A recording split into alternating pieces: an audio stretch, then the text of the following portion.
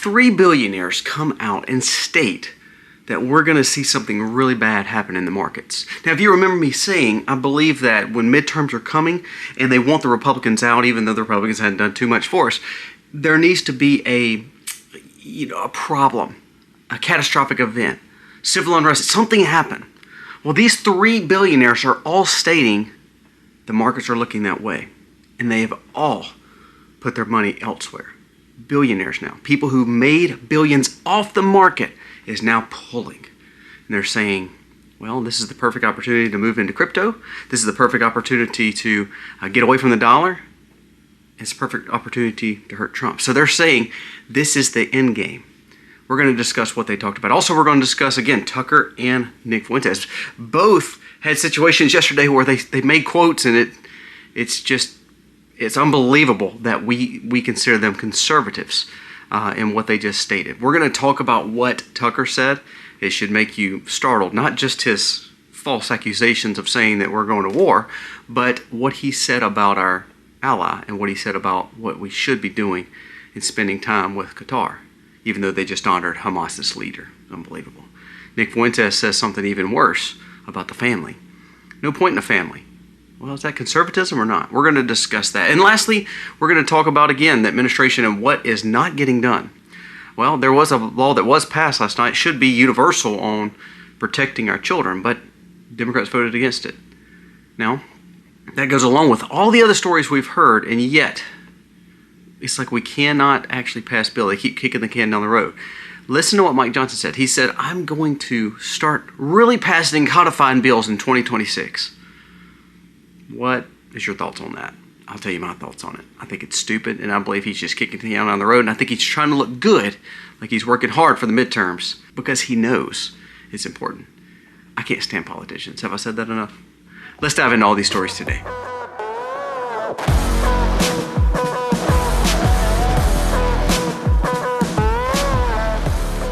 Hey guys, welcome to our channel. Thank you so very much for being here today. If you are new, please go down here, press subscribe, ring the bell, give us a thumbs up or thumbs down, that's okay. But let us know what you think about the content of today's video. Now let's jump into the stories of the day. First, let's talk about these billionaires, because I do believe that we need to bring attention to what they're saying.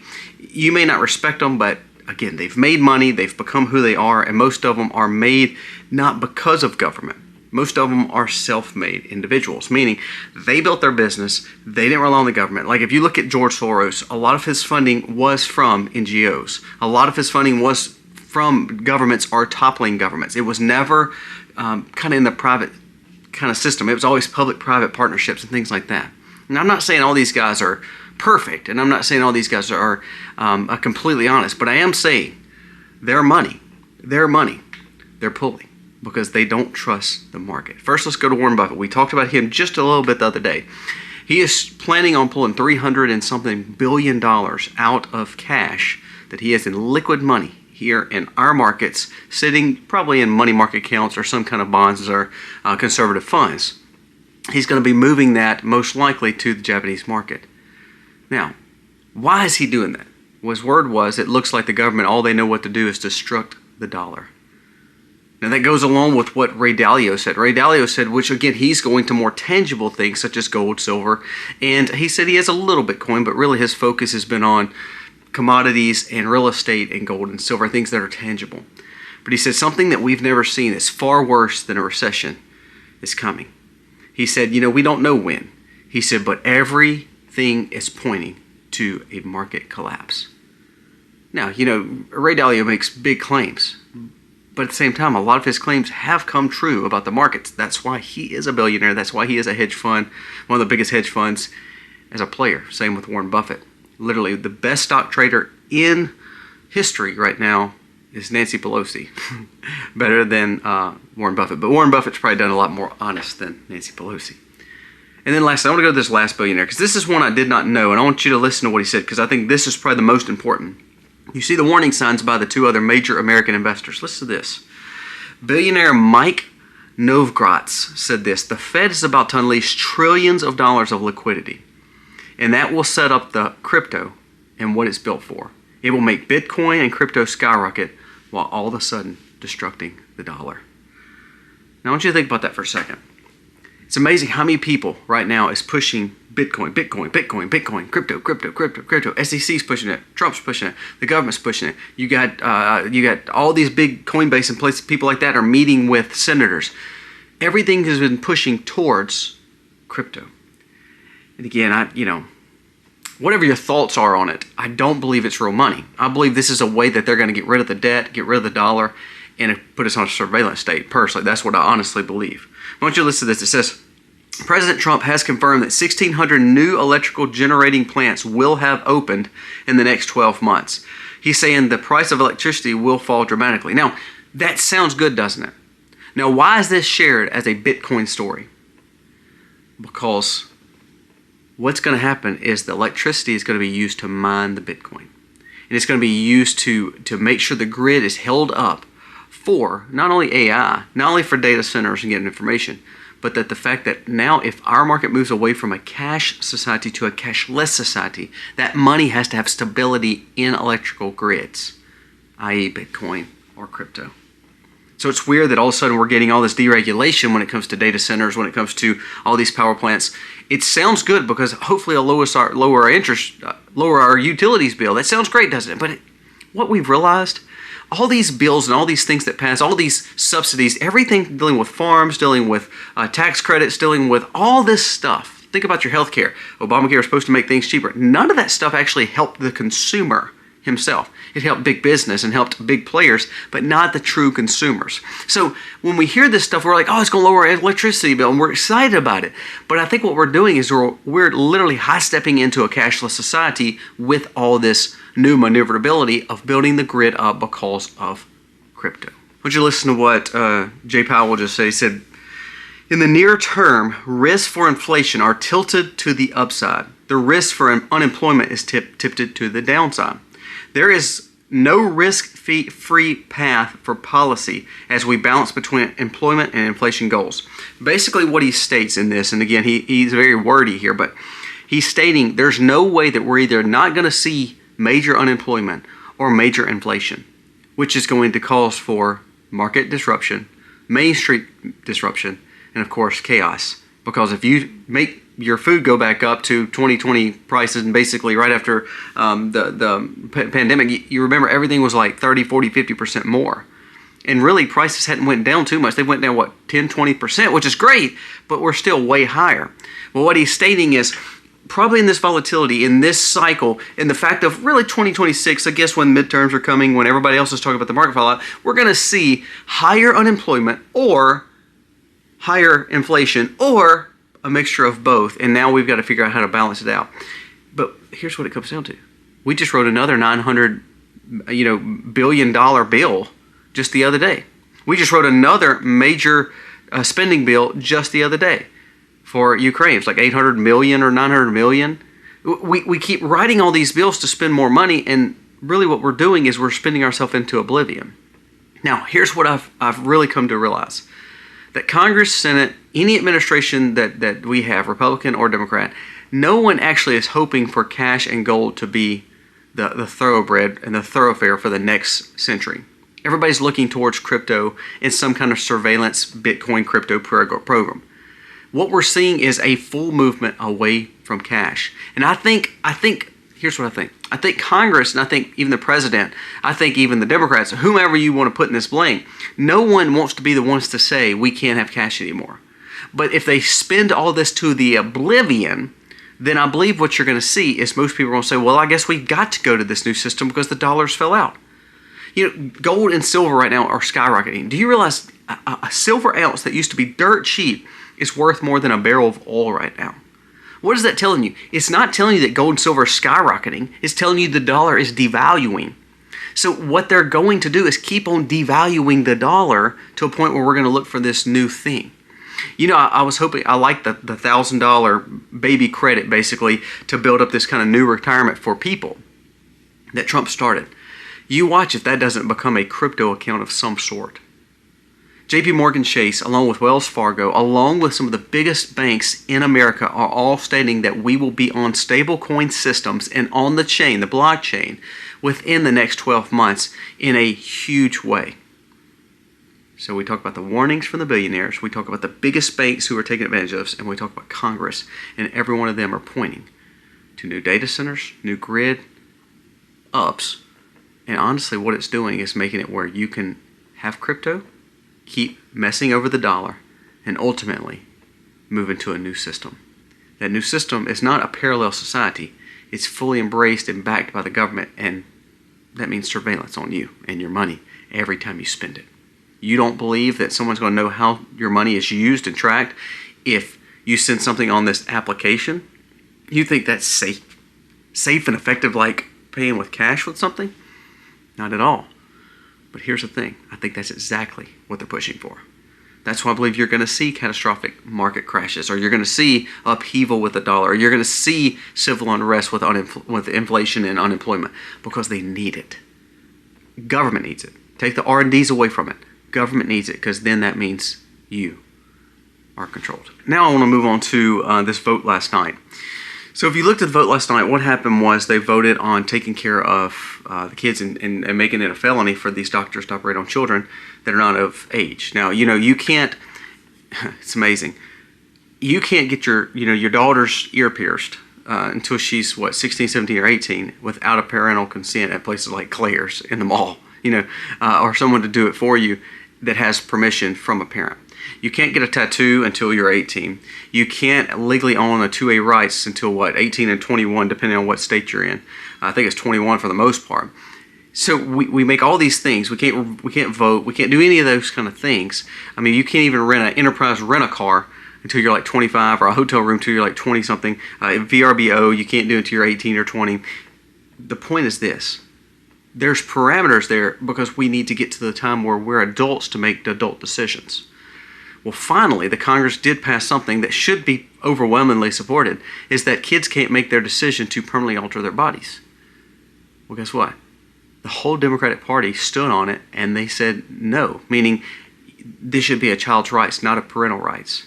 This should be a child's rights and a government rights to step over the parents. The government should be able to make their decisions along with the children. Now, that's crazy, isn't it? Now, Republicans voted overwhelmingly to support the fact that parents have to make that decision, and you have to be 18 to make anything altering on your body, which again is just foolish that we're even still having a conversation that someone can permanently alter their body and we allow doctors to do that. It's just unbelievable to me. But there was like 4 Republicans that voted with the Democrats. And not only that, let's go back and state this for the record. There's people voting to take your parental rights away to give it to the government and to your children who are under 18.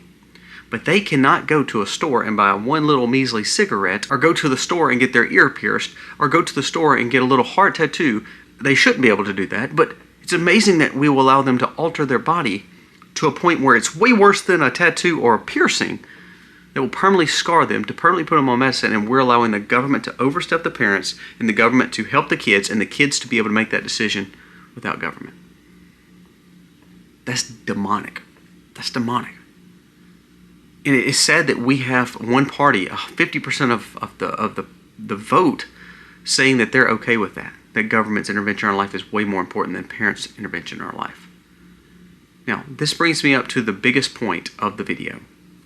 Nick Fuentes, I want you to listen to what he said, because this is, when you have the breakdown of the family, that's why you have the problems that we have. That's the problem with the government, the problem with our school systems, the problem with our homes, the problem with our churches, the problem with our society is the breakdown of the home. Now let's listen to a quote-unquote conservative Nick Fuentes, and this is why, again, he is a fed op. I tell you, he's a plant from the government, because listen to what he just stated. Again, I believe him and Tucker are destroying the conservative movement, along with Candace. Listen to this. Nick Fuentes says, men who aspire to be husbands and fathers are just pathetic. This is exactly what Charlie wanted, and this is what we're fully against. Now, if you look back biblically, and you look back in any time in history, when you had a family structure, and when there was a father and mother in homes, and when they raised their children, they taught their children, they educated their children, they raised them up in some kind of religious or church affiliation, especially when it comes to Christ, that was the establishment of government originally. That was the establishment that made the Puritan situation, the colonies, and then all of a sudden the nation what it was. And we've lost that. So the reason I bring up the vote situation, it looks bad because the Democrats voted all against parental rights and the family structure the Democrats voted for. But one of the biggest main influencers of this time since Charlie's passing has been Nick. And he is pushing against the father and having children and being married. Because again, he's a fatherless, non-married person who doesn't find any value in marriage. Now, a true conservative Christian that's traditional, like he claims he is, wouldn't be saying those things. Who's his audience? 90% of his audience are under 30 years old.